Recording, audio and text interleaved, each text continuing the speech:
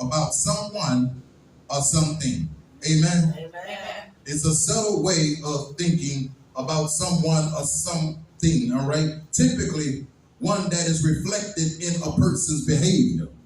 So you can see someone's attitude based off of their behavior. Yes. How they're acting, things that they're doing. Amen. Amen. That allows me to know what their attitude consists of. Amen. Amen. Which brings me to my first point, which is your attitude represents you. Amen. Amen.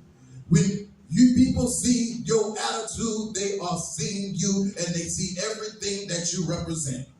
This is why it's important that we walk in the Beatitudes. This is why it's important that we take on the mind of Christ. Because if we're going to be truly representing Christ, then we need to have an attitude that complements who Christ is. Amen. Amen. Because people need to see what I represent. People need to see what I stand for. People need to see that my foot are on the rock. Amen. Yes, yes. The problem is when they don't see that based off your attitude.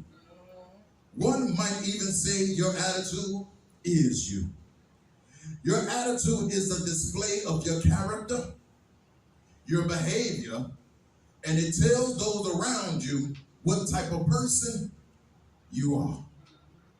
Your attitude tells all of these things. So people can know a lot about you just by looking at your attitude. Amen. They can know a lot about where you stand, where you're going in life, what type of people you're around in life, what type of representation is around you, just based off your very attitude. Amen. So keep in mind, your attitude represents you and everything that you stand for. Amen. Point 2.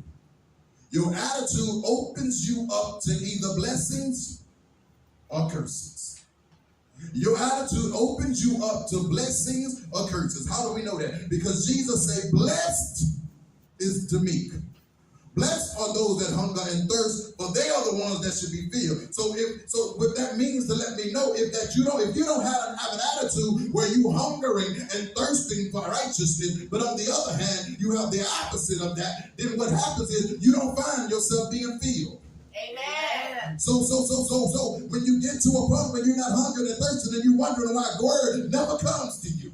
Yeah. You wonder why it seems like God never speaking to you. Yeah. It seems like you're never in a position where God is able to administer to you that which he's been administering to others. It's probably because you're not hungry. It's probably because you're not thirsty. It's probably because you position your life to say, you know what, I'm going to do what I want to do, how I want to do it, when I want to do it, and then when I need to call on Jesus.